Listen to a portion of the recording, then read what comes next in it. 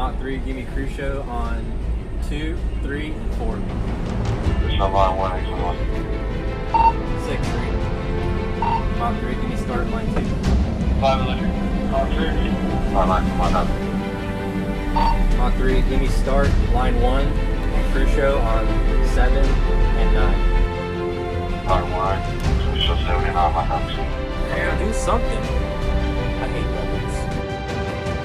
Super Op, line 3, red ball, avionics. Super Ops. Line 7 is code 3 for light in the gear handle. Fuck. Hey, so I started a Patreon because frankly, this stuff's getting expensive. Nothing will change the podcast or the blog if you don't subscribe, but if you want early access to episodes, monthly AMAs, episode shoutouts, voting on podcast topics, and all kinds of 20 Years Done gear, head over to patreon.com/20yearsdone. This month's top tier Patreon shoutout goes to Robbie Walker, Travis Barnes, Kevin Traw, and JT Owens. Thanks for the support. Okay, so today we're joined by Ashley Grugin, the creator of the vlog and the blog, The Diary of a Mixed Woman, who's been on the podcast multiple times since the beginning, kind of, right? Before it was a podcast, correct? Yeah, technically. Yeah, that's pretty cool, huh?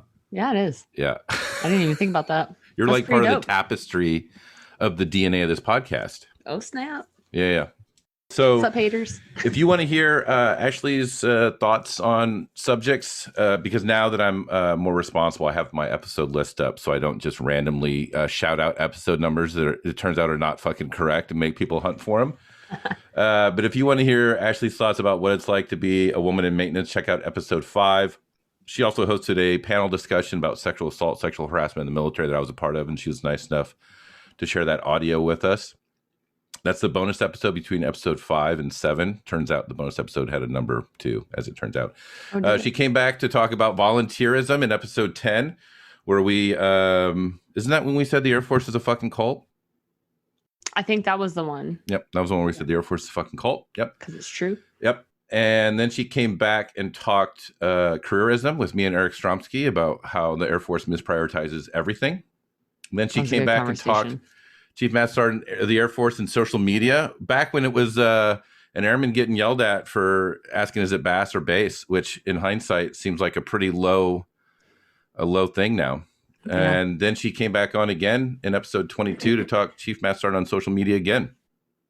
So, yes, Ashley has a long history with the podcast. So all of her wonderful ideas are out there floating around. And because of the recent stuff been going on with talking about maintenance culture, I could think of no one better to sit down and get her opinion on maintenance culture. So welcome and thank you for joining us today.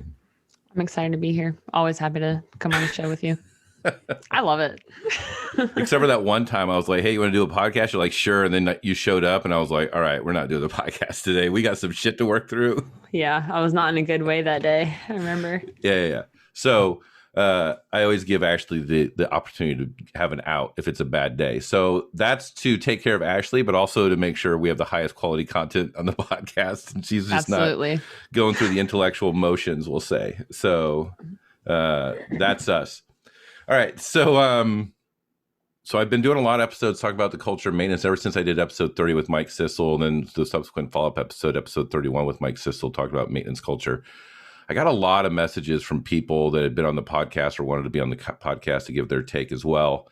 And I reached out to you specifically because I know we've talked offline about the culture of maintenance. And I'm really interested in your experience and your thoughts, because I think it's important that, you know, this might sound cliche and I don't know, it might sound whatever it is, but you're a woman and you're a woman of color and your experience in maintenance is probably fucking radically different than mine. So I think I'm not sure if we can accurately portray the culture of maintenance if we're only considering the white male perspective. Yeah.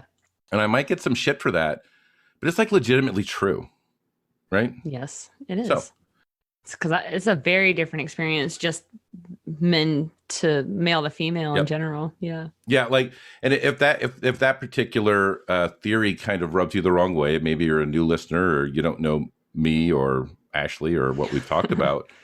I highly recommend you go back to the women in maintenance episode 5, because for me, I thought I knew, but I really didn't know. And for me, it was very eye-opening. So if the idea that I'm asking Ashley specifically to talk about her experience in maintenance because she's a woman and a woman of color rubs you the wrong way, and you think that that shouldn't be considered, check out episode 5, is what I'll say. And then come back to this. And then if you still don't agree, leave a comment. Like, I'm not going to, like I said in episode, oh shit. See, this is why I have the episode list up too. Like I said in episode, I'm going to edit this out for sure. Like I said in episode, like I said in the second Chief Master on the Air episode, I'm not going to block or ban anybody. You know what? I'm going to hack all of that shit out. No one's going to see me struggling on that. So that's fine. Anyway, I don't fucking care. So broadly, I'm gonna soundbite you saying I don't fucking care, and I'm just gonna intersperse it into all over the conversation everywhere I say something.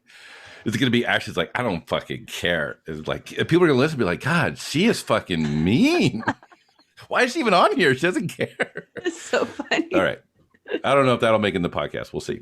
All right. Yeah. I don't fucking care. Yeah. I like how you're giving me varying sound bites too. So what do you think? I guess we'll start with broadly. Do you think the culture in aircraft maintenance is healthy? We'll say that. Absolutely not. Okay. So what do you think is wrong? And you have 1 hour. Go. Okay. Let me bust out no, I'm just kidding. I only have a binder of things that are wrong with the just one AMU alone. I mean, yeah. So what do I think is wrong? I think in a lot of the we can edit this out too, so you don't even worry about it. That's fine. I don't fucking care. Be serious. Yeah. So it's hard to articulate what's wrong because there's so many different things and they all are intertwined with each other. You know what I mean? Like you have this idea of being a maintainer means a badass, means being like a rebel, means being the redheaded stepchild of the Air Force. You know, it means it comes with its badges of honors and its badges of shame, you know, and some of the things that we are wearing as badges of honor really shouldn't be. Yeah, I agree with that. If that makes sense. You know what I mean? So it's like, it's hard to really kind of nail all of that down, but it's the idea that being a maintainer specifically means embracing the suck, dealing with the bullshit regardless. It means drinking alcohol consistently. It means consuming energy drinks millions of times a day. It means, you know, tobacco, I would say. Absolutely. 100% tobacco of any type now, because you had people that weren't even smoking and then vape came along and, you know, now they can, you know, take their smoke breaks. And to be fair, that is kind of like and there's so many things that are intertwined, but because the culture is so shitty and you have to find all of these vices and things. And again, some of it's a badge of honor. Like I'm a dirty crew chief, you know, I'm a knuckle dragger or whatever you want to call it. And that, you know, comes with the territory. Like I used to tell people when they asked why I was smoking at such a young age, and I was like, it comes with a job description. Yeah. You know, because when I joined the Air Force, I didn't smoke. And then, I mean, it sounds so cliche, but I would see all the smokers take a break. And I wasn't afforded that opportunity. And then I also rationalized in my mind that every time the GFS started up and I was standing there, I was probably ingesting a pack's worth of carcinogens anyway. So it's like, what the fuck does it matter? Right. Literally blows right into your face. So, and then what was worse was, so then I started smoking in order to get like breaks. And then also very much what we talked about in episode 31, you form bonds in the smoke pit too. Like you don't even understand it has a social currency. That's where you get that's where you get information. Mm-hmm. You learn about if you weren't in the smoke pit at Aviano after launch, you did not know what was going on for the rest of the day. Both maintenance wise, but also mentoring. It very well could be argued this podcast is a maintenance smoke pit. What we do here. Oh yes, absolutely. You know, it's a chance for me to impart information to other people, to be a soundboard, to get their perspective, to play off of it, to give advice. And this is what I learned. That's what the smoke pit is. And then unfortunately, you get addicted to the cigarettes. You can't smoke as much as you want to, then you're addiction driving. So then you transition to dip. So that way you can keep working and get your nicotine. So then you lost the fucking benefit, which was the break. And now you're just fucking working on jaw cancer and shit, right? Yeah. And that was the other part of it too, is, you know, that it comes that it's the break. Mm-hmm. It's the break of the day. It's, you know, my jet just went up, you know, 4:45 in the morning, or, you know, 7:45 at night or whatever during night flying. And you're just like, I'm still getting my day started. I'm not ready to deal with the bullshit yet. Yeah. Let me go smoke a cigarette while I chug my energy drink so I can be ready for being fucked for the day. It feels like a snooze alarm or the ultimate procrastination. It's like, I'm going to smoke a cigarette and I'm not going to be in this anymore. Or how many times where you can't, for whatever fucking reason, get a bee nut started in a weird fucking place, and you twist it and you think it started and you put the wrench on it and then it pops off and you're like, you fucking lied to me for the 37th time, and you throw your shit down, you stand up and you go smoke. Yes. You don't get to stand up and go, I'm going to watch Maury Povich for 5 minutes. Like, that's not a fucking justification.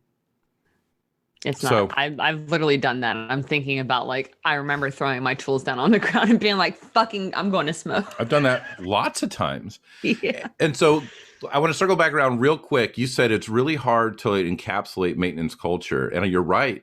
And I think if you look at our episodes list, you know, all the episodes we've done on this podcast, it's been us trying to compartmentalize and segment out individual contributions to maintenance culture that is really having an adverse impact on people that are currently serving. Absolutely. So now it's like, I think I'm trying to pull all those threads together, and that's why you're here to help, you know, give your take and add to the tapestry, I guess. Yeah. Sounds awfully fancy for a maintainer podcast. So it does. I like it though.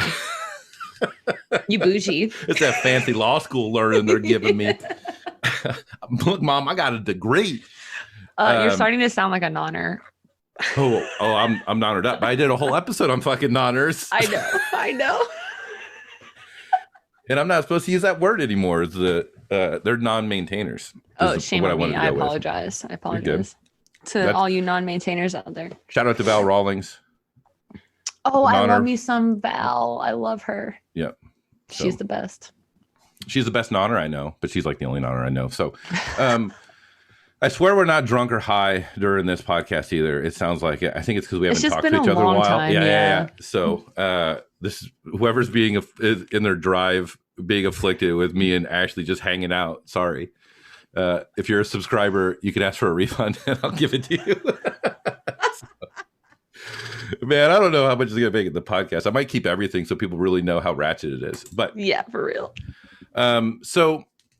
All right, let's get back on topic a little bit. I want to put something out there right off the bat, because I think what I've been doing and all the advocacy I've been doing has been maybe misunderstood and mischaracterized just a little bit. So I want to be really explicit.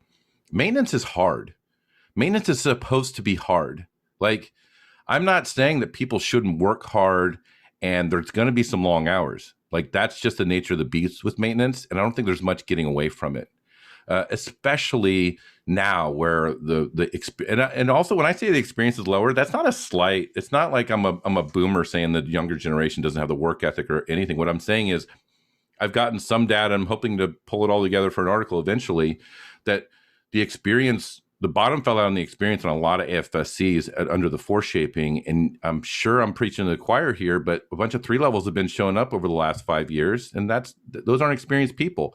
And when you're a staff sergeant and you're trying to learn to be a better staff sergeant and you're pulled away, and now you're competing to teach an airman and also teach yourself, but also get the jet fixed as soon as fucking possible, because Super's going to micromanage you and tell you what to do, or AFIS is going to shit out something, or you're going to do an engineering disposition after a day of troubleshooting. There's no time. Highly recommend, if you haven't already, read the article, So What's with the 7 Levels as well, because I really describe how you grow people through failure and through long hours, and eventually you're going to get better, but you have to give the latitude to like do it. What I'm saying is what's wrong, and what I'm advocating for is the Air Force is poor. They're poor. They just don't know it. And they're just spending all their fucking credit cards is the only way I can describe it. They're poor. You can't do the bullshit TDYs anymore. You can't do the air shows. You can't do the fucking flyover. There's some shit going on at Dias Air Force Base where they were like making airmen come back in and working a full shift after only being off for like 4 to 6 hours. Excuse me? Strictly so they could do a Super Bowl flyover.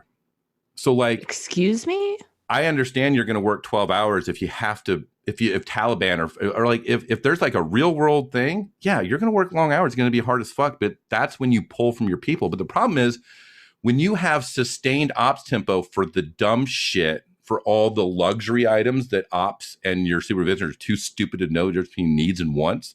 When you go to pull that really important fucking thing where you need your people to hump it out and work, their gas tank's empty because you've been using them for all the dumb shit for the last 6 months, 9 months, 18 months, 36 months, whatever. So I'm advocating for the Air Force needs to recognize they're poor, stop doing all the dumb shit, which goes to the careerism discussion, which goes to the volunteerism discussion, which goes to all the other fucking discussions we've had. That's all the dumb shit. You shouldn't promote off that. You shouldn't take people's time to do that. But also recognize that at some point, like the maintainers, we're not stupid. We know the Air Force fucked up. We all know it. It's like when I was 9 years old and I didn't do my fucking homework, and the teacher's like, all right, pull out your fucking homework. And all the other kids are pulling theirs out. And I got my ratchet ass fucking backpack with like rotten food in the bottom. And I'm rooting around through it, trying to pretend like, oh, it's totally in here. Everybody knows that shit's not in there. And I'm doing this big Academy Award winning fucking thing, trying to pretend like I got the answer. And oh, I don't know what happened. It was in here, I swear. Maintainers know the Air Force fucked up with maintenance. I've laid it out. Like the experience, the manning, the fleet, all of it. They fucked up. Yeah. And part of fixing it is going, we fucked up. You're right. We fucked up. That will never happen. But that's like, the problem is for every day they don't, for every day that they're posting about, oh, it's great to be a maintainer, they're putting the veneer on that culture without recognizing that their mismanagement contributed to people in extreme distress. And those people know it. It's disingenuous. Mm-hmm. The Air Force needs to stop and go, we fucked up. Here's what we're turning off to make your lives better. And here's action. The plan going forward. And we know we're going to ask you to do a lot of hours, but we're only going to ask you to do the hours for the important things. And until they do that, I'm going to keep doing a podcast. It might just be me ranting every fucking week. I don't know. Yeah. I mean, it's not untrue though, but I mean, that's facts. Like we know, that's what all the smoke pit conversations are. That's, you go to a barbecue with a bunch of maintainers on a Saturday if they're not working. And that's what they're fucking bitching about. All the dudes or whoever works there are standing in a corner with a beer in their hand, bitching about how they got fucked, about how Manning's fucked, about how everything is O4BQ, everything's on back order. Morale is on back order. That's all they talk about, because they know what's wrong. They see what's wrong, and they know that they are not being valued the way that they should be valued. You have these people that have knowledge and skill and experience, and just because they're younger or don't have that next stripe on yet, they won't listen to them. Yep. It doesn't matter. I would argue that they're not going to listen to them as long as they're saying something negative. I mean, that's what's come out from Air Force. That's what's come out from the Air Force messaging, where I might think I'm really important, and it may not be directed at me. Where that's where at the last coffee talk it was directed that there's quote unquote disgruntled retirees that are just chucking trash into the Air Force. Like, if that's how it's perceived, that I'm just here to complain about the Air Force, I think you're missing the entire point of everything that I fucking do. Like, ultimately, I should run out of things to talk about. Like, this podcast is mainly focused on making shit better. And eventually it's going to get to a point where it's better. Like, that's the goal. I'm trying to work myself out of having a podcast. Yeah. That's it. So absolutely, like, my goal is not to make the Air Force look bad. My goal is to hold the Air Force accountable. And if they're behaving badly, they're going to look bad. And to understand that there are ways that they could approach certain things better. And that maybe that there are some issues that they're not paying attention to or don't even know fucking exist. Yep. Like, that's what I hate about some of this stuff. Like, when it comes to podcasting or any type of outreach, social justice or whatever kind of justice. And when people shit on it and say things like that, they're disgruntled or they're upset or, these people are just angry or whatever it is that they want to say. You're not listening to the message. Yep. You just feel attacked. Yeah, that's true. You're scared to do your own self-reflection, whether that's as the Air Force, whether that's as a nation, or whatever case may be. No one wants to accept responsibility for the fact that this is the current situation that we're in, and it needs to be fucking changed. That's not my fault. I'm trying to tell you what it is. You don't want to change it. That's your fault. But I think to be a skilled podcaster in segue, I think that goes back to what you were talking about in the maintenance culture. Is one of the things that we carry really heavily in the maintenance culture is the idea that we're a badass, right? Oh, yeah. Mm-hmm. Which is just a crass way of describing an ego, correct? Oh, yeah. It's 100% egotistical. It's literally douchebag 101. It's kind of gross. Yeah, I'm talking just, and that's where the whole shitting on nonners thing, right? Mm-hmm. Like, it's all ego, but at the same time, in my experience, the ego works against you because you're really afraid to admit, I don't know how to pull off a fucking stab. I've never done a stab. Like, that's scary, and you don't want to admit to it, or any number of things. And that ego, that same image, it's you're chasing image is part of it, and that's not good at all. No, it's not. And I think that lends to abuse. Yeah, they're okay with looking like that, though. Like, they're okay with, walking around with their, their coverall pants and looking all, scrubby or whatever, because, like, oh, I know that's a maintainer. Mm-hmm. Like, they want that image. They want to look like that. And it's not, I have nothing against that. I mean, I've gone to the shop at like that I do too. it all the Everyone, time. Everyone's done it. But that was like in the middle of the shift thing or whatever. But, you can tell that there's people that are really proud about, their job and the street cred, or Air Force street cred, I guess, that it comes with in the territory. And I think it's kind of gross because it's all toxic, all of it. None of it's good for I love that you guys brought up the 4 pillars. Oh, yeah. I love that you brought that up because I am such, I get a hard on for that. I love resiliency. But, they're not taking care of their mental. They're not taking care of their social. They might be taking care of their social a little too much, to be honest. So in a way, not really taking care of it. Mm-hmm. They're not taking care of their physical, their spiritual, or their mental in the way that they need to be. And I'm not saying that there's not one individual, there's a little sprinkling of them everywhere that actually, want to accomplish something and, use this as a stepping stone or whatever, or whatever the case may be. But for the most part, that's pretty much what everyone does. I mean, look at how the E4 mafia was glorified, right? Yeah. And that is literally just bad behavior.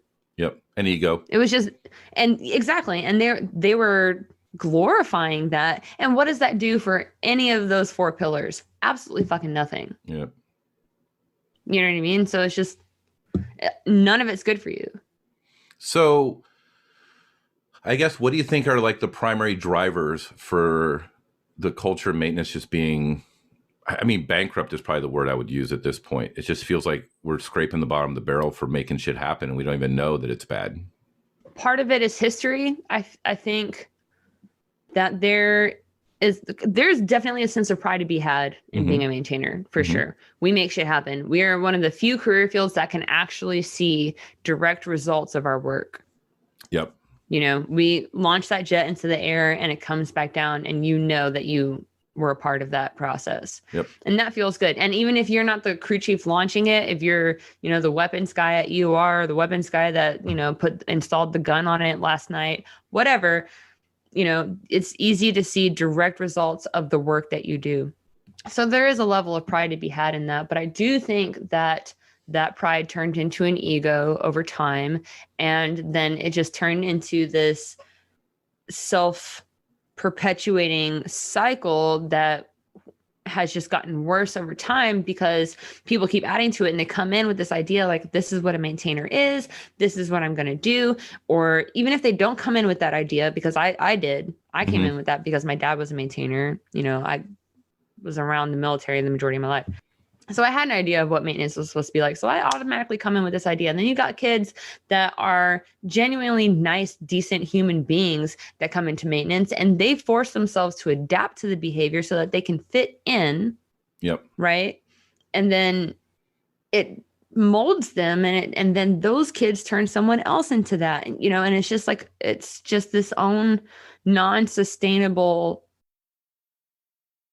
poison that just keeps circulating into the bloodstream of maintenance. I think that's what it is. I remember when I was a section chief, I won't say where, just because I'm going to try to keep a little bit of distance in this story. I had a guy, I think he was like a senior airman or an A1C, and he had not fit in initially. Like, you can just tell people are not cut out for that environment, but they really try hard. And I think he was picked on quite a bit, which is the standard ops in aircraft maintenance for a new guy that's out on the outside looking in. And then eventually he kind of was like sort of a part of the crew, but not really, not the inner circle, like on the fringe. And then a new person showed up and they were a little bit weird. And he just fucking railed that guy with like treating him like shit and yelling at him and, telling him to get out of the truck and doing all these, like, it's very akin to like the monkeys beating the other monkey in the cage. Like, well, I don't even know why I'm beating him anymore, Yes. And it's like that culture. And I think there's a certain amount of, I will say, I think there's a certain amount of benefit of thickening your skin when you come into maintenance. Yeah, absolutely. But that's only because maintenance as it is now is a genuinely hostile work environment, right? So like the thickening of the skin and preparing somebody for the upcoming abuse that they're going to get, even though I don't think many maintainers really understand or articulate the thought that the hazing they initially do to a new guy is really preparing his resiliency for the pro super that's going to fuck him on a Friday and his flight chiefs that's going to get him on something. Like, it's preparing him just for the misery. Embrace the suck, as you said earlier, right? Yes. But it's also like that's a coping mechanism for an inherently dysfunctional environment. And that might be a stopgap.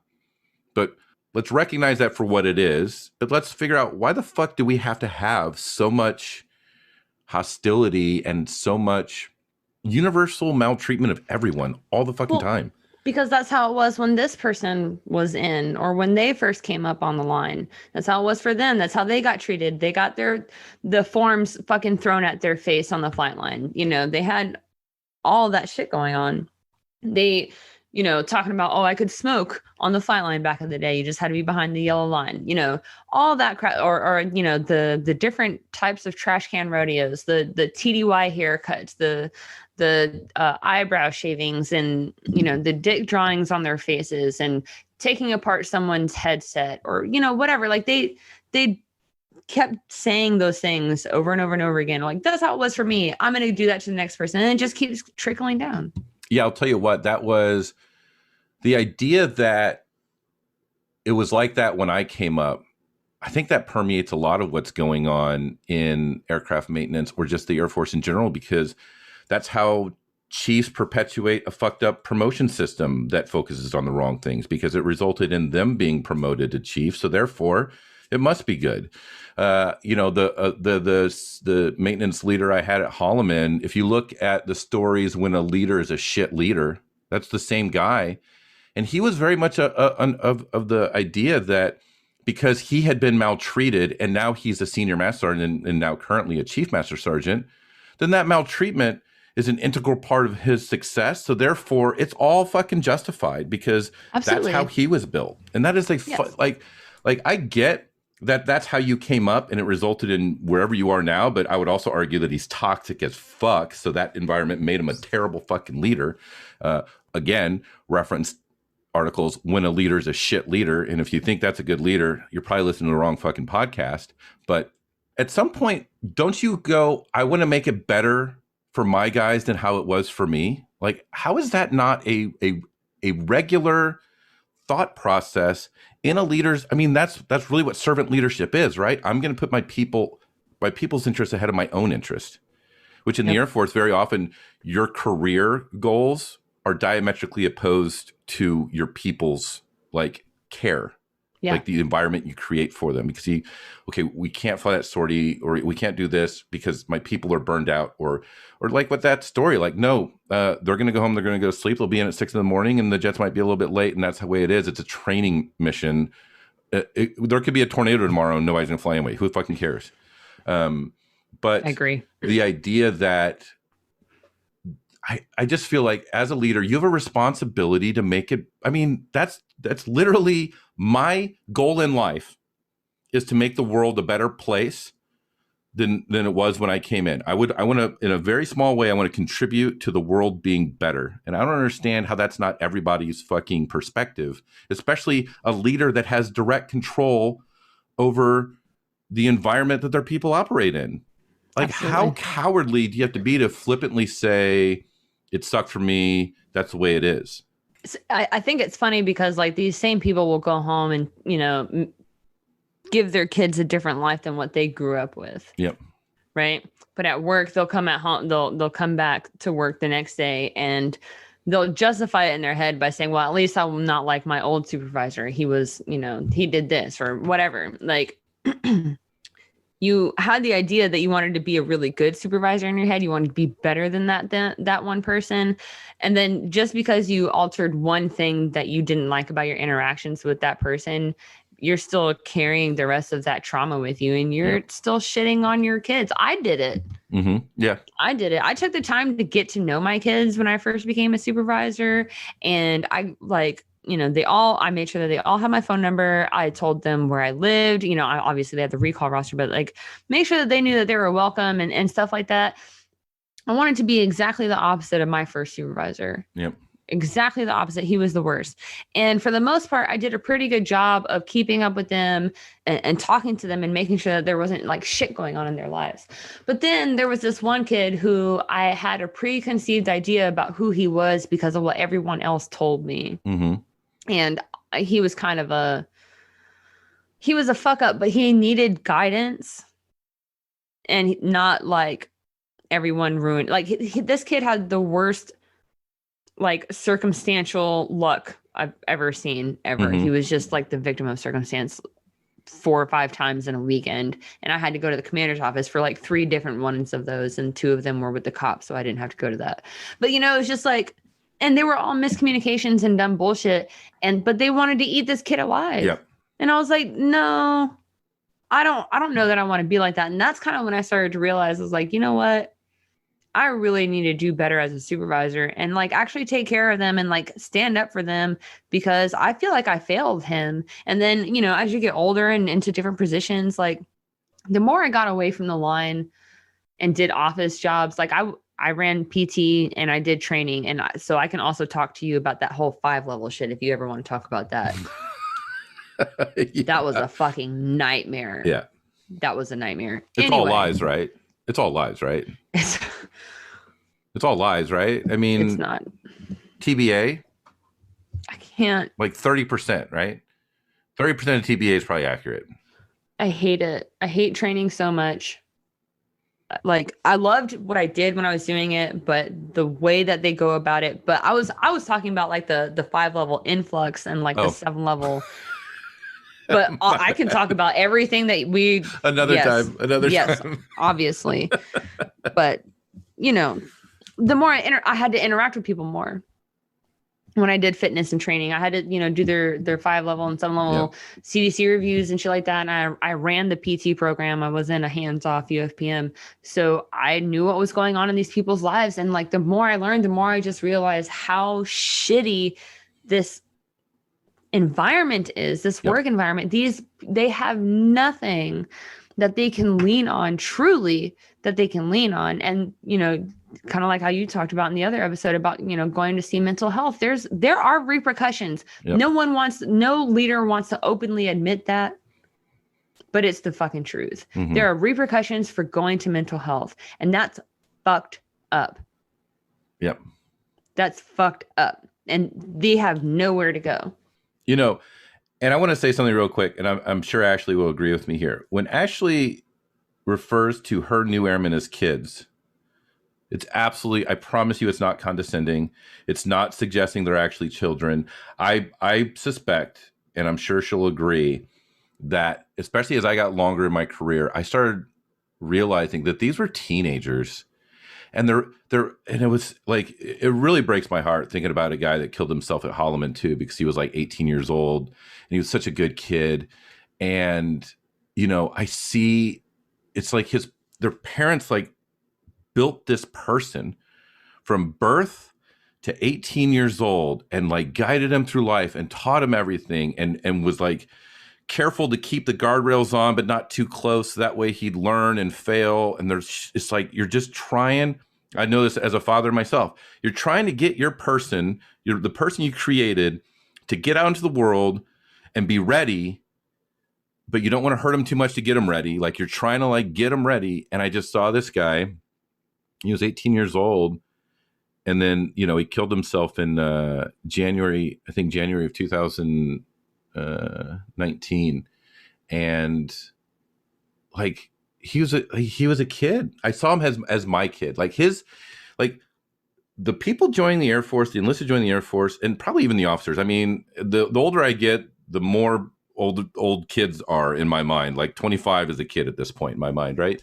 But that is parents growing this person and then handing them off to the military and trusting, much like in our suicide discussion with Jim, trusting their life to that organization, that they're going to treat that person with respect and care. And so like when you talk about your kids, that is I see that as a moniker or a label of affection that you cared about them, not just as an airman, but as like you were their charge. Like you were responsible for their well-being. Their parents were gone. That was handed off to you, and you're going to help grow them both as a person, as an airman, as a mechanic, and eventually as a leader. So anybody listening that hears the word kids, trust me, that is not in any way, shape, or form condescending for these guys.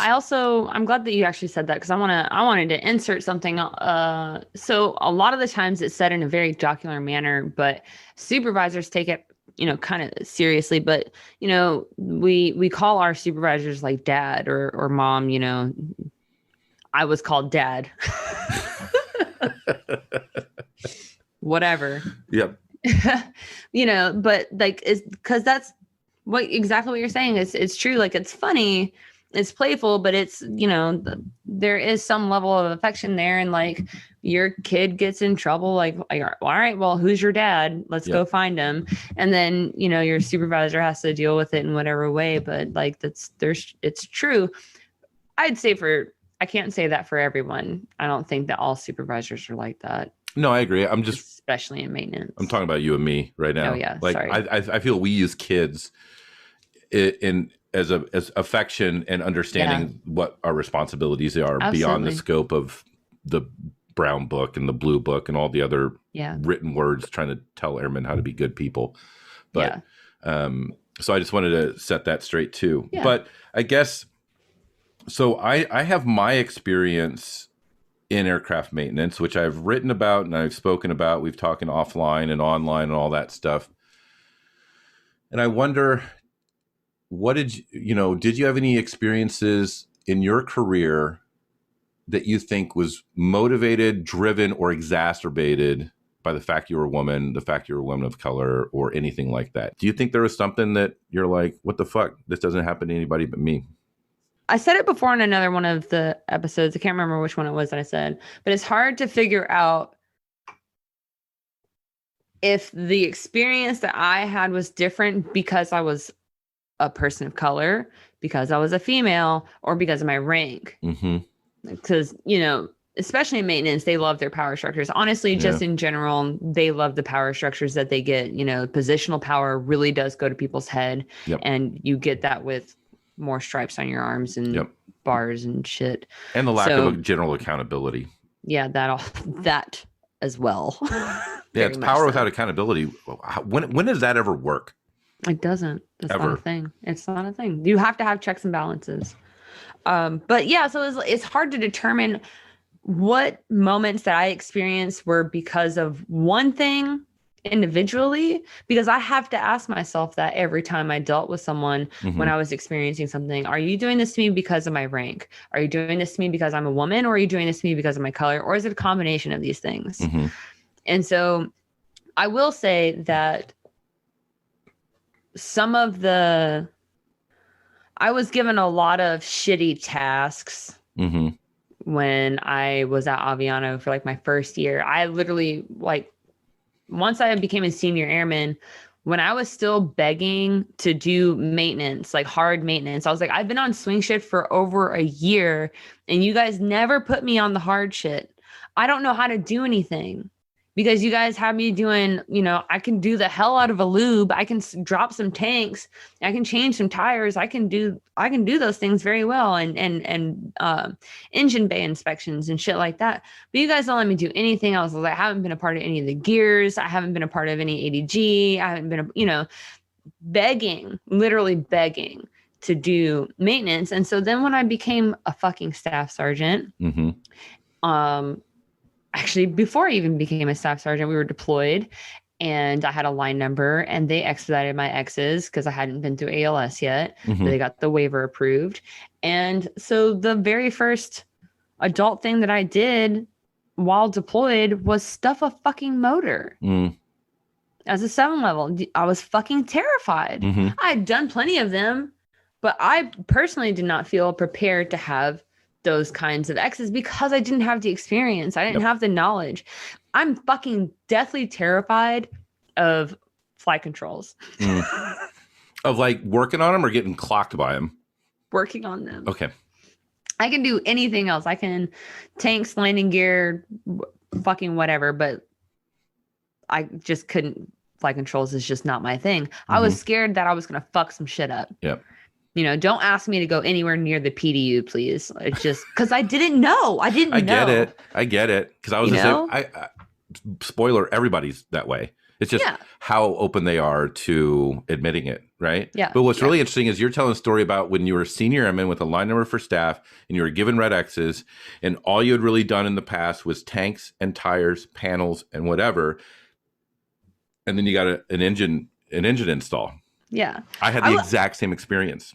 I felt pretty comfortable around motors because I had been on quite a few stuffs, but I've never led one. Yeah.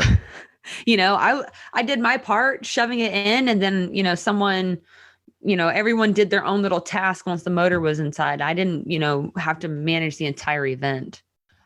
I asked if I could go to phase. I was like, give me 6 weeks, 6 months, like something. Give me some time to work and get to know this fucking jet.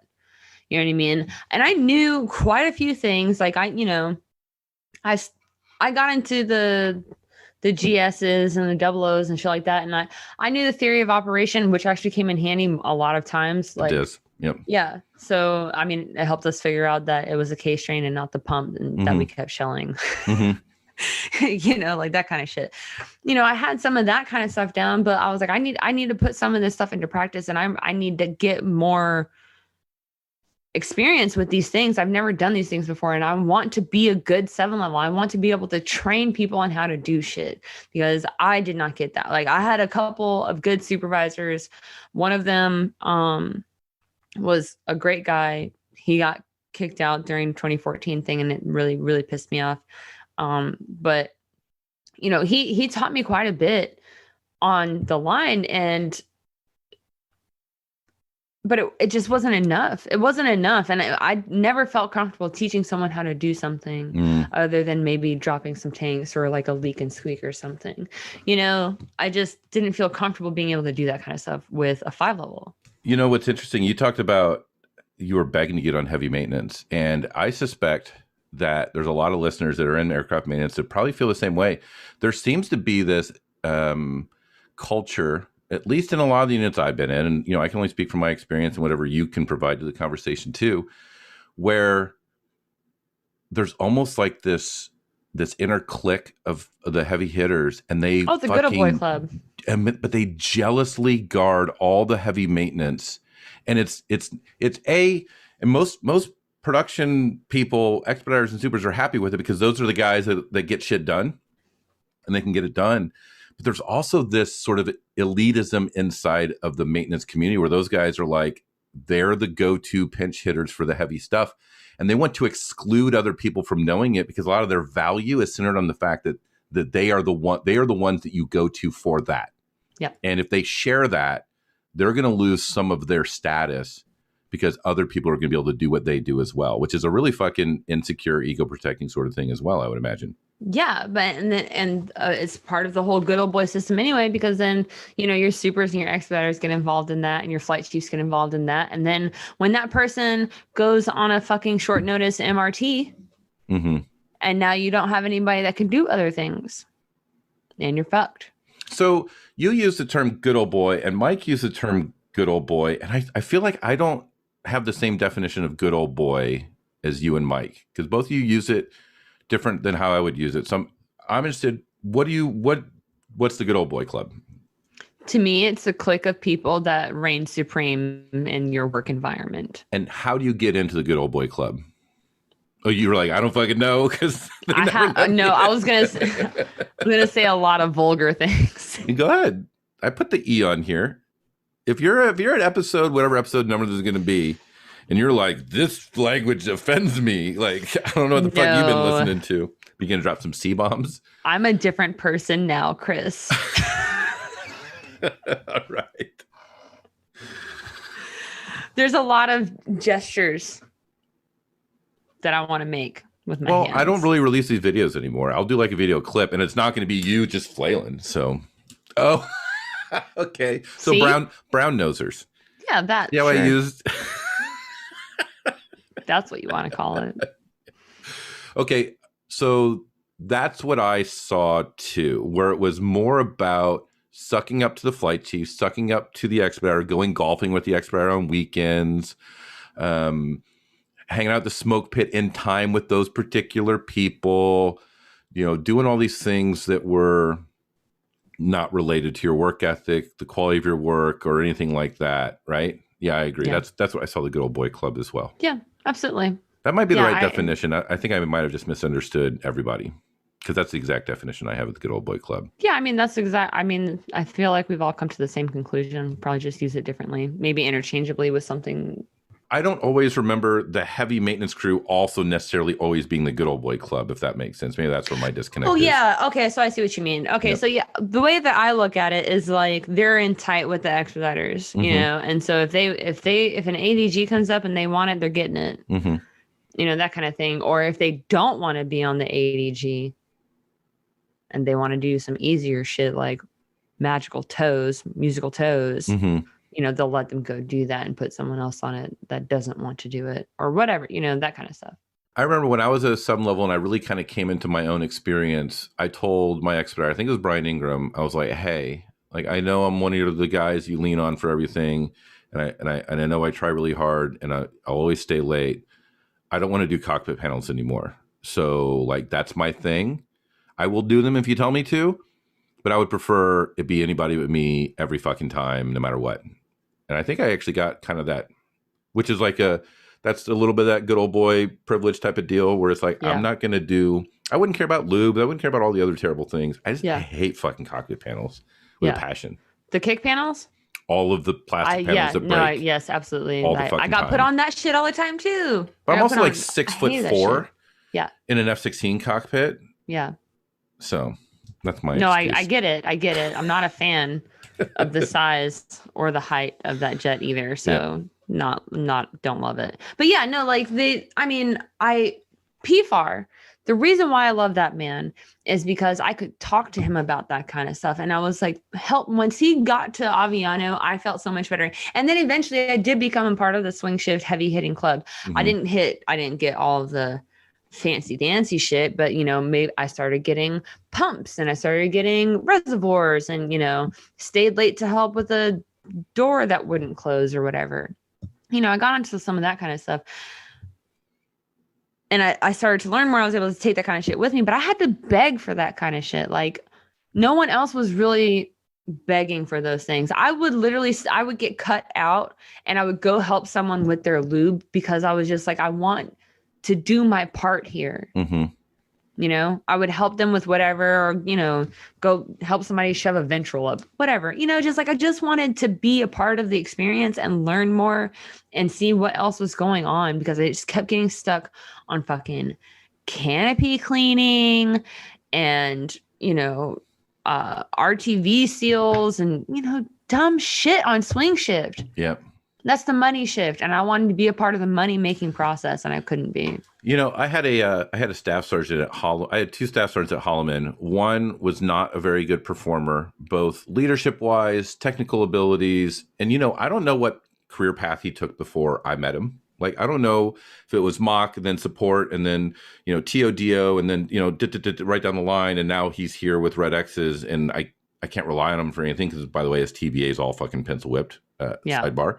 That's fact. And then I had another 7 level who was the guy that knew everything, that was the guy that you go to for everything. And he would get so mad at other staff sergeants for not carrying his weight. He gets so pissed off at him for just doing targeting pods or, whatever it was. And he would just ride him and shit on him and like badmouth him to airmen and all this stuff. And it's like, okay, I get that staff sergeant doesn't know as much as you, but how do you get that staff sergeant to know as much as you? You fucking go grab him every time. So the question is, are you really mad that staff sergeant doesn't know as much as you? Or are you angry and you want to keep him down so that way you have a punching bag at work all fucking day long? And you get to be the guy who just looks good and is the fucking pinch hitter for every single difficult maintenance thing. You don't share your information. You're not part of the team. And then you can be abusive because you're so valuable that you can't get, punished truly. Like, those are the things I would see.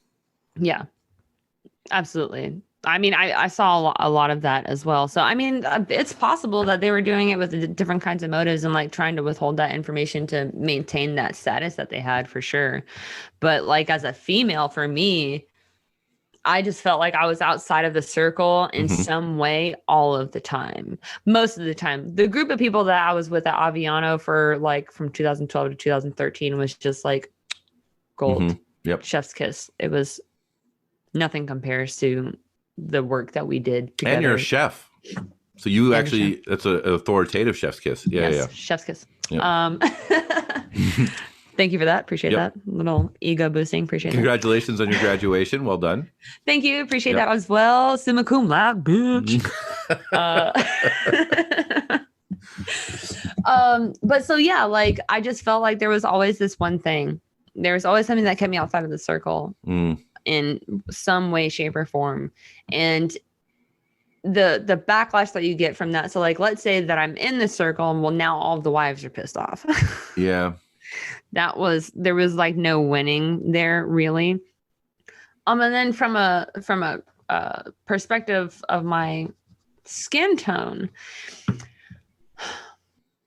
this is going to sound weird to people right that might be listening, but I was the accepted type of Black person. I hear you. You know what I mean? And so for listeners that don't understand what I'm saying, I am a mixed person. I am light-skinned, which is historically, we've got the colorism thing. Historically, that is the ideal type or skin color of a person of color, right? And then because I grew up differently, I didn't grow up in the States, I didn't grow up in certain environments, I grew up on a military installation. So I have a very neutral personality. Like you can't really place me from anywhere in the world. and associate me with stereotypes because like I don't make sense to people's heads, I guess. But so I was the accepted kind, and so like people that are darker skin color were cast to the side in certain situations. I wouldn't say all of them. The crowds that I put myself in most of the time, to include our swing shift crew, was a very mixed group of people. Mm-hmm. We had every spectrum from the globe, right?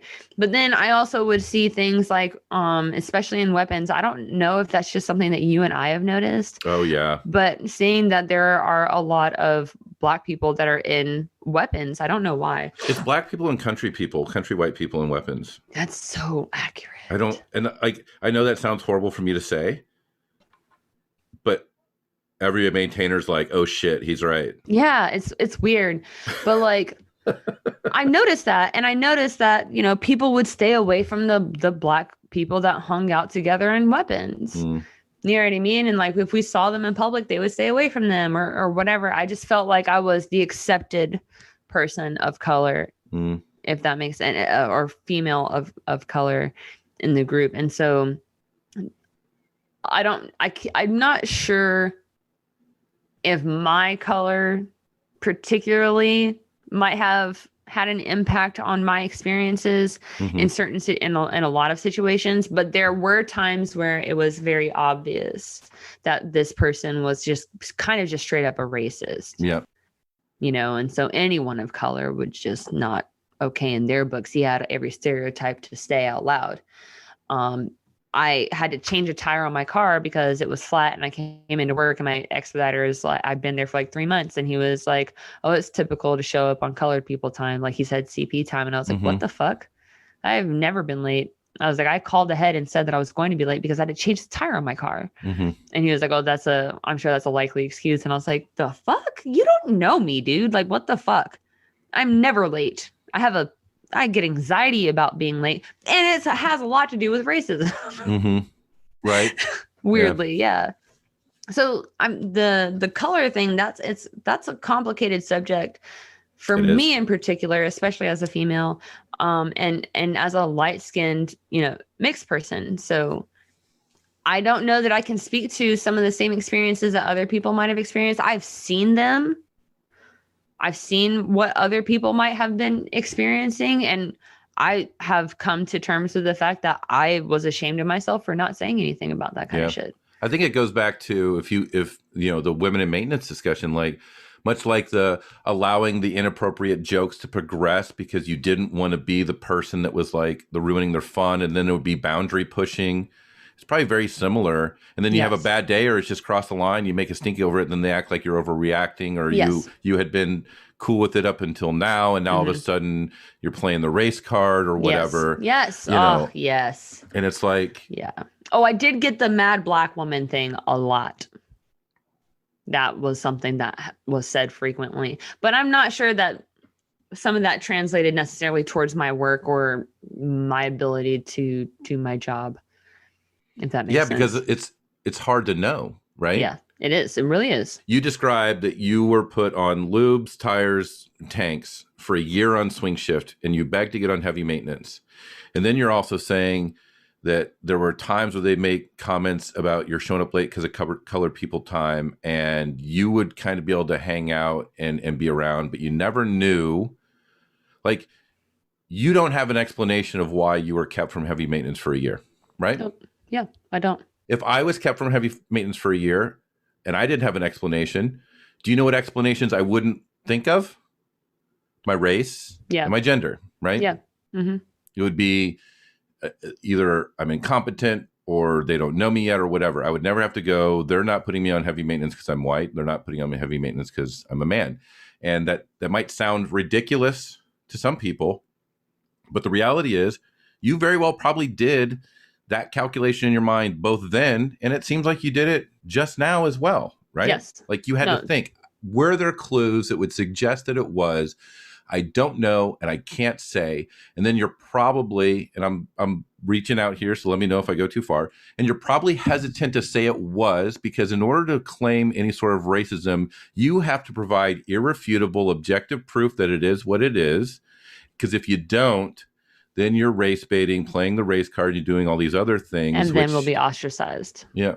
Yes. I don't know if I have a good solution here, but I think I see the position you're in this conversation right now, is what I think I see. It's difficult because, like you said, like it's hard to know for sure which one it was. Mm-hmm.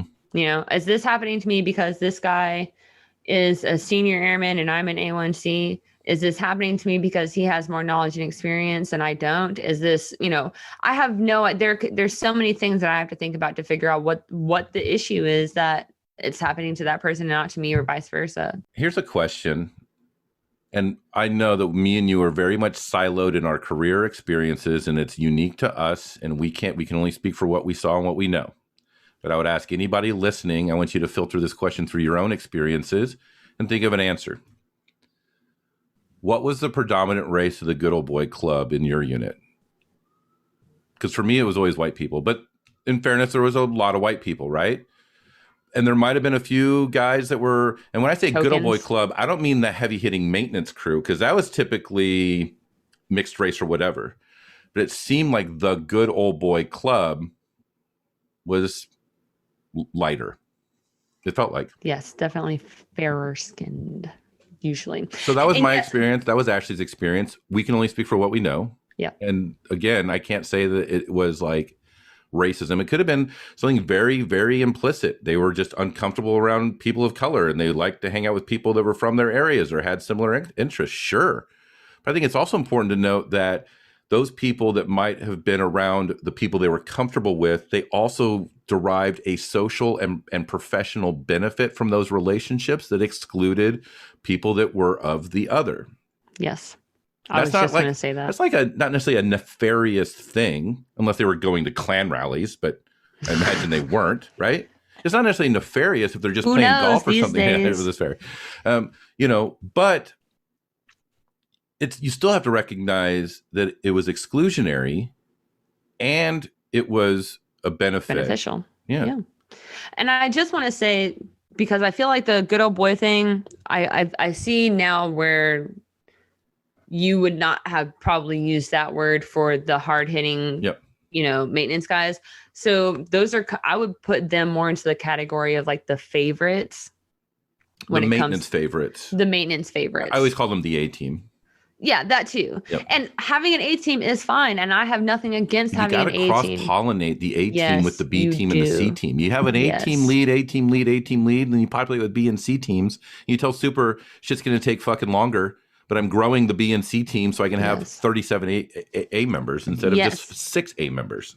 Exactly. I 100% agree. It just so happens that a lot of the time, the maintenance favorites tend to be also a part of the good old boy club. Like they hang out with those people after work and have drinks and I mean, like I hung out with one of our expediters. Again, what happened, what we had in Aviano for that 1 year is like not explicable. Honestly, I can't really explain it. I wouldn't say that there was like a good old boy club because like our entire swing shift hung out together. So you're saying you had a healthy organizational culture that was inclusive? Yes. Okay. Well, yeah, that's rare. That's why you're having trouble like comparing it. Yeah. And you keep focusing on how strange it was. Yeah. I think that's the goal of all organizations to be, right? Yeah. One of our expeditors turned pro super turned flight chief. We moved around together from Aviano to Shaw, but he was in all 3 of those positions. He said the same thing. He was like, I don't know how or why it happened the way that it did, but he was like, I've never experienced anything like what we had at Aviano anywhere else in my Air Force career. He was like on the Thunderbirds. He's like been all over the place. Great guy. He's a senior master sergeant now. Love the dude. But he was like, I can't explain how or why this worked out the way that it did. We just had an amazing team. But I think to like day shift, we would have looked like the Goto Boy Club. Yeah, that makes sense. Yeah.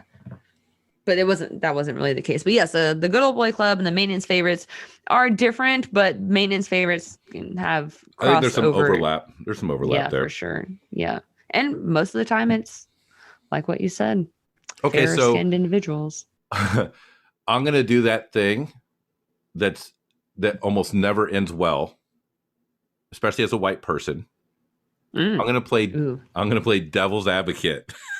Ooh, you really want to go there? No, because I feel we can do that because we have such a good, like, I'm coming from a good absolutely. place. So yeah, let's I'm just intrigued. Let's compare when there's like a black AMU chief and like a black AMU OIC, and they interact with black people totally different than the white people in the unit.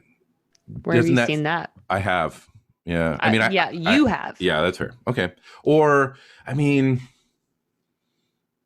goes back to, I think it was the old, you ever see, I'll probably do it. I'll put the clip up with this too, because it'll be too much to unpack. You ever seen the old Key and Peele video? I don't know which one's Key and Peele, where he was like playing Obama and he was going up to all the black, like, cabinet members, and he'd like do the hug and pat him on the back, and then the white people would just give him a stiff hand and they'd do that. Like, that's also a real thing that happens. Like, that's a real thing that happens. There's a bond, certainly, with people of color, especially with Puerto Ricans. You ever seen Puerto Ricans figure out other people are Puerto Ricans? Oh, yeah. Yes. I know what you're talking about. I can't comment on that because I don't know much about their culture. Oh, they're big about, like, they recognize their own, and it's all good. Oh, yeah, absolutely, yeah. But I guess the question is, how is that different from the predominantly light-skinned good old boy club we just described, if it was a different power dynamic, a different... I guess I would have to see it to know. To be honest, I haven't had a black AMU leader. Trying to think. Like, I've had, flight cheese and a couple of supers here and there. Like, I had a black captain, a black chief, and a black assistant, and I had a white assistant OIC, and they were told constantly, don't worry about it, and they were not included in almost any leadership discussions about what was going on, and it wasn't because they were incompetent. I mean, they're also a second lieutenant, so it's like their toolkit's kind of light anyway. But they were really kind of upset they weren't included, and I don't think they ever saw it as a race. I don't think they ever saw it as a race thing. They might have, I don't know, but I wonder if those roles were reversed. I really think that person would have felt. And I don't know. I'm not even sure there's a good devil's advocate conversation because there's no like fucking answer here. Well, I think that there's a difference between like the comfortability that black people have with each other, even if they don't know each other. There is a comfortability there that does exist, and that has a lot to do with culture, right? And it's an acknowledgement of each other's shared experiences, kind of. Yes, their existence, that they are here. This is another person that I'm, and then there's also the whole code switching thing. I had a lot of closed door sessions with people of color because we needed to be able to talk about shit without anyone else hearing it because we work in a predominantly white AMU. So they were giving you like, here's the rules that you won't learn unless someone sits you down and explains to you how all this works because it's different for you. It wasn't necessarily like that. It was just, I would have closed door sessions with like other black master sergeants and techs and staffs and shit. And we would just vent because we couldn't do it outside of a closed door session. I hear you. You know what I mean? And it's just like, because you don't know, man, you don't know. Is this happening because of racism? Is this happening because I'm a female? You don't know those things. And so like you vent about it and you're like, I think that it is. And then you find out that other people have shared experiences with that same individual. And you're like, okay, I know to stay away from this motherfucker. Yeah. Have you ever gone up to a black coworker and be like, hey, is Sergeant so-and-so racist, or what's the deal with him? Yes, absolutely. Yeah. Multiple times, multiple locations. Yeah. Multiple people. Yes, absolutely. 100%. That's the real thing. And so that's why I'm like, for me to understand the situation that you're talking about, I would have to actually see it, because there's so much more that goes with, being a person of color. Like, you've got code switching. It's easy to tell when it's like someone who speaks the foreign language, who, if they speak Spanish, if they're Puerto Rican and they speak the Puerto Rican dialect of Spanish or whatever, there's a comfortability that another person will have, and they can have that conversation between the two of them, and nobody else really understands unless they, speak that particular dialect. Black folks, we have like AABE, African American verbal. I can't remember what the E stands for. But it's actually basically Ebonics is recognized as an actual language, right? So, but when we code switch, most people listen to hip hop, and so they know that some of the language, and they hear that in a different context, and they're going to assume something different. So, like, we can't code switch in front of people. Like, if I need to talk to someone about a Black issue specifically, we have to go somewhere and have a conversation, or we have to have a closed door meeting or whatever the fuck. So it might seem like we're cooler, we're clickier, whatever. And that's just me and my personal experience with the other people of color that I have worked with and have mentored me, or I have mentored. That was the experience that I had with those individuals. So I don't know, because like the highest ranking individual that I saw in my AMUs was a senior master sergeant Black person, and it was usually a dude, but he was like the only one. So it seems like there's a specific mentorship requirement for people of color too. Like there's never a time where I have to go off into a room and talk to a white person and be like, hey, I need to like understand this as a white, like that I need to know how to interact in this environment. Yeah. As a white person. That doesn't happen, right? Yeah. Not typically. Certainly not in the military. That's definitely a real thing that happens for at least the Black people that I've worked with in the 9 years that I was active duty. So I think people would argue that it's not required. You probably didn't have to do it. So I guess what would your experience be if you couldn't have those private conversations and that mentorship with people of color that were supervisors or had been around and knew? What would your experience be like without that intel? I would have been a lot angrier. Significantly angry. And I was pretty bitter, angry bitch by the time I got out. That's facts. And I there was a lot of things that I saw when I moved up in the hierarchy and moving up to staff that I saw that I just really I didn't like it. I didn't like it at all. The higher in rank I got in my personal experience that I had active duty, the higher in rank that I got, the more bullshit I saw, and the more it pissed me off, and the more I saw all of these middle-aged white men making decisions about people that they don't care about, and not understanding the effects and the impacts that it has on those individuals. So when you say people they don't care about, are you just speaking specifically like they didn't care about their people in general because it was all about their career? Or it's just, I guess, unpack that a little bit. What do you mean by that? So like they don't care about their AMU members. Yeah. They don't care about their flights. They don't care about the people that are in the room that can hear you talking. It was all about them and their career and their status and their ego and money and all that stuff. Yep. Absolutely. All the things that really make you a good person. Yeah. And seeing that firsthand, going into these, like, the bullshit that you do right before a staff meeting, and hearing those conversations as if I'm not in the room, I'm sitting across from you, and I'm like, this is the leader of an AMU.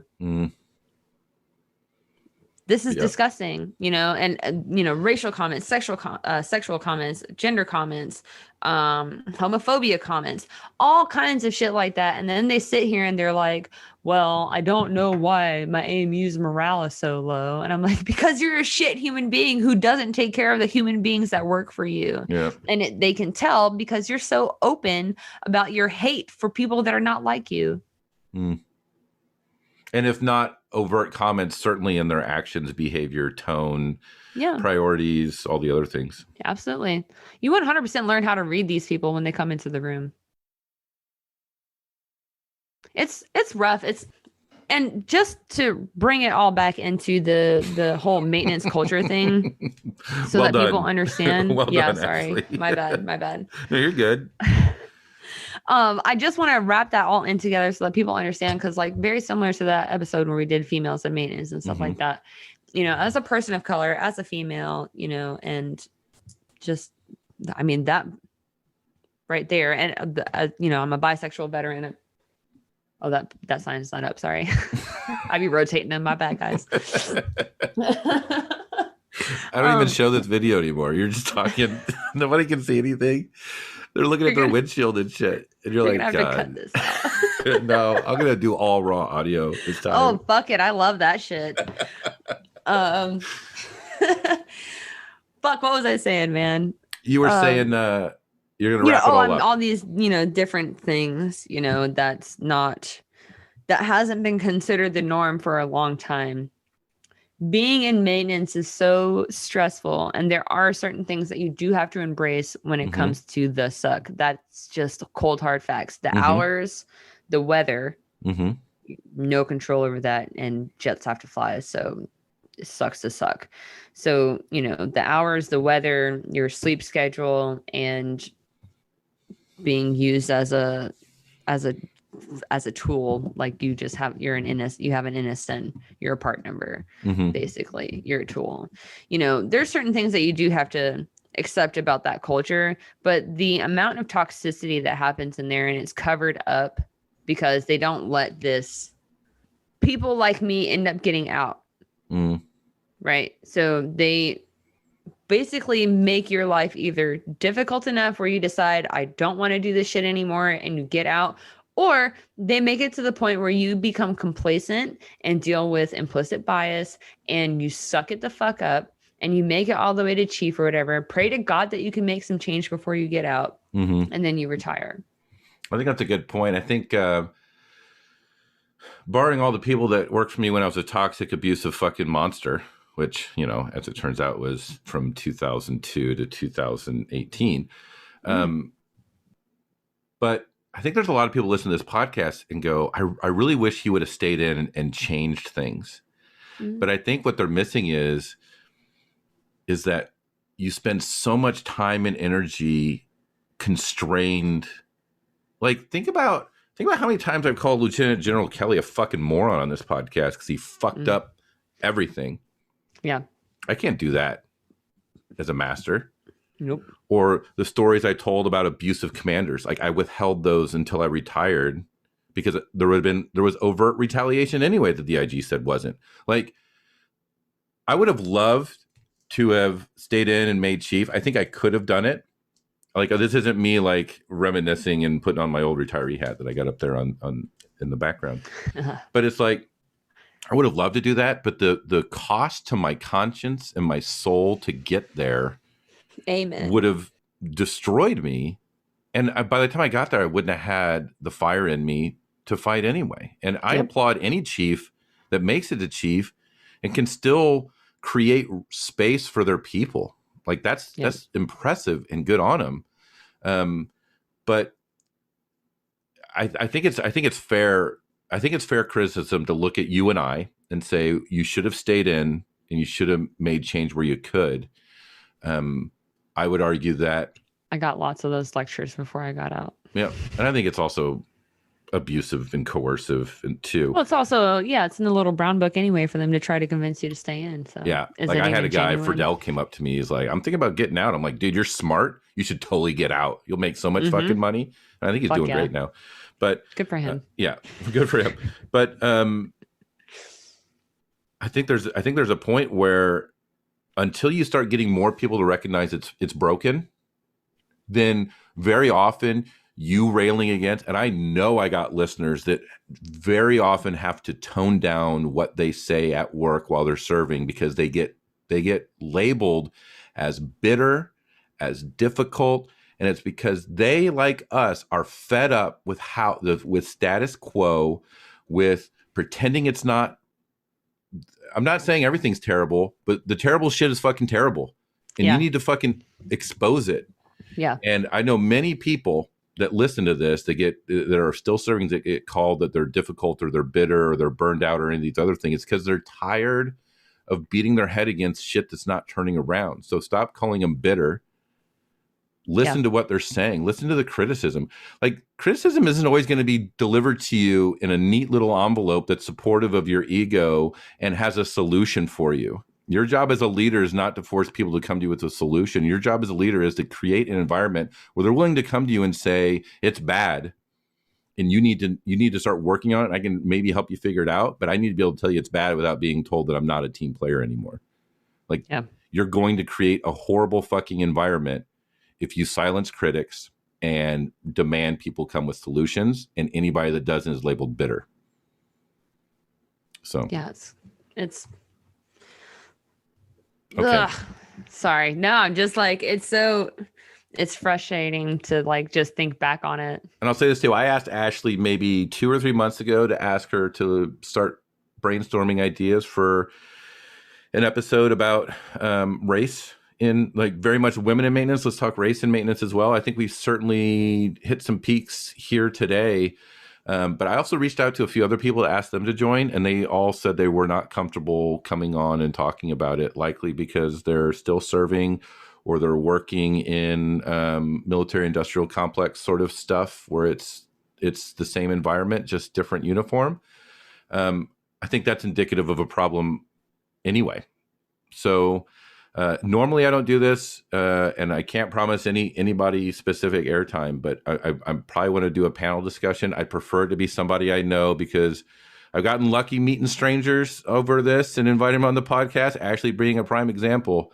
Yes, but I kind of very jealously guard the content on this podcast. But if you think you have a good perspective about issues of race in aircraft maintenance, shoot me a message and tell me your thoughts. And if your thoughts aren't good, I'm going to tell you. And that's just because I have to, like, this is this podcast is my baby, and I protect it. So yes, you do.